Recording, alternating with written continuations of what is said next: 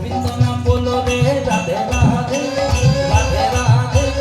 রাধে রাধে ও রাধা গোবিন্দ নাম বলো রে রাধে রাধা গোবিন্দ নাম ও রাধা গোবিন্দ নাম ও রাধা গোবিন্দ নাম বলো রে রাধে রাধে রাধে রাধে রাধে রাধে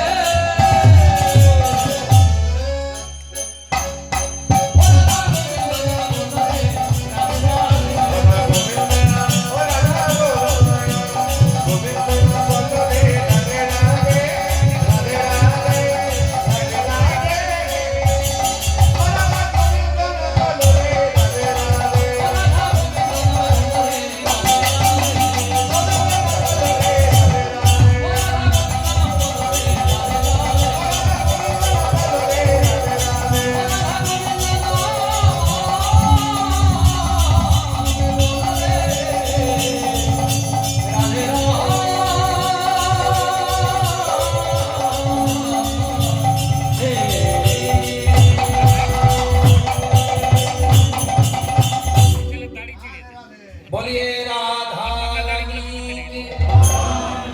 আর একটু জোরে হবে মায়েদের কণ্ঠগুলি কত সুন্দর গো শ্যাম সুন্দর প্রাণ গোবিন্দ কি আপন আপন পিতা মাতা কি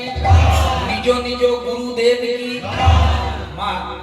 জয়টা যখন যেমন দিবেন তেমন দিবেন কোনো ক্ষতি নাই কিন্তু কেউ যদি বলে আপন আপন পিতা মাতা কি এই জায়গাটা একটু বেশি করে জয় দেবে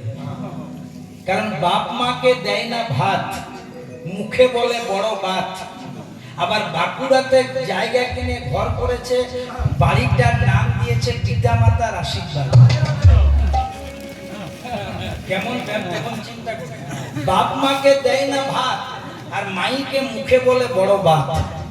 আবার বাঁকুড়াতে বাড়ি করেছে আর সেই বাড়িটার নাম দিয়েছে পিতা মাতার আশীর্বাদ হ্যাঁ রে খোকা বাবা মা বেঁচে থাকতে রেশন চালেরও ভাত খাওয়াতে পারলি না রে বাসি সাতের দিনে তোর 2.5 কুইন্টাল মাংস কে খাবে রে জয় রাধে এমন লোক দেখানি ধর্ম করলে কলিকালে উদ্ধার পাওয়া যাবে না বাবা সবচেয়ে বড় ভগবান হচ্ছেন পিতা মাতা আমি সব্যসাচী হয়ে সব্যসাচীকেও বলছি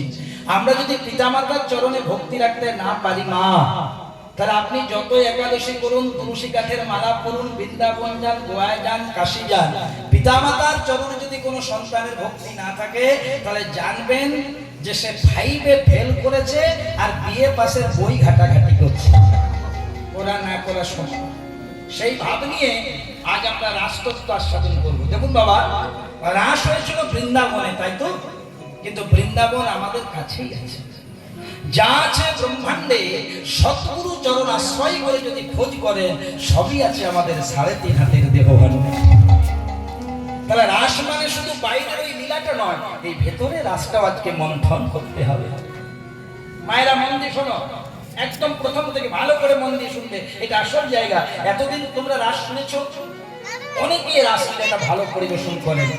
আমি তাদের আশীর্বাদ নিয়ে দুই একটা কথা বলবো এগুলো মন দিয়ে শুনবেন রাসের মূল কি তত্ত্ব রাসের মূল কি গোড়ার কথা বাবা